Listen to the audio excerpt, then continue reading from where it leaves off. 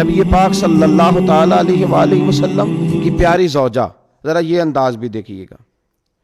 حضرت سیدہ عائشہ صدیقہ رضی اللہ تعالیٰ عنہ فرماتی ہیں کہ ہم چونکہ حضور کی ازواج کثیر تعداد میں تھی تو کبھی نہ نبی پاک صلی اللہ علیہ وسلم سے کچھ سوالات بھی کرتی تھیں، اور اس سوالات کے اندر محبت چھلکتی تھی، محبت میں ایک دوسرے سے آگے بڑھنا چاہتی تھی۔ حضرت عائشہ صدیقہ رضی اللہ تعالیٰ عنہ فرماتی ہیں کہ ہم نے عرض کی یا رسول اللہ صلی اللہ تعالیٰ علیہ وسلم، ہم میں سے سب سے پہلے آپ سے آ کے کون ملے گا؟ اس سے مراد ہے وصال کے بعد سب سے پہلے ازواج مطہرات میں آپ سے کون آ کے ملے گا؟ تو حضور صلی اللہ علیہ وسلم نے فرمایا لمبے ہاتھوں والی۔ مشکات میں حدیث موجود ہے، بخاری میں موجود ہے۔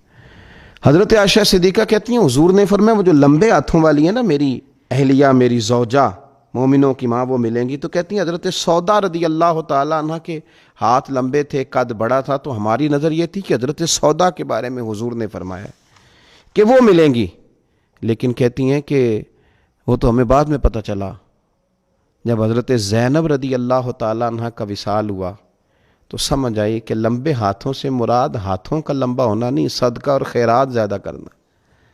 وہ لمبے ہاتھوں والی تھیں، مومنوں کی ماں، خرچ کرتی تھیں، خیرات کرتی تھیں۔ شارحین حدیث نے لکھا ہے کہ وہ اپنے ہاتھوں سے کھالیں رنگتی تھیں، پھر بیچتی تھیں، اپنے لیے نہیں۔ ان کا نان نفقہ تو حضور کے ذمے تھا، اپنے لیے نہیں۔ ان کو تو صحابہ کرام علیہم رضوان وہ ساری ذمہ داریاں حضور کے بعد بھی ادا کر رہے تھے جو حضور سید عالم صلی اللہ تعالیٰ علیہ وسلم کے حقوق رب تعالیٰ نے رکھے، لیکن وہ اپنے دست مبارک سے محنت کرتی، کھالیں رنگتی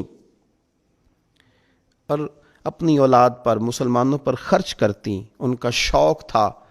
تو کریم محبوب علیہ السلام نے فرمایا یہ مجھ سے سب سے پہلے آ کے ملیں گی۔ حضور کے بعد ان کا وصال سب سے پہلے ہوا حضرت زینب رضی اللہ تعالیٰ عنہ کا۔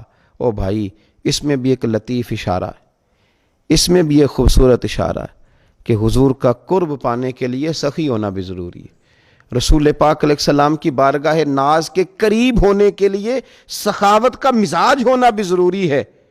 انسان کے دل کا، اس کی طبیعت کا، اس کے مزاج کا سخی ہونا ضروری ہے، اس لیے کہ اس نے رسول پاک صلی اللہ تعالیٰ علیہ وآلہ وسلم کے قریب جانا ہے۔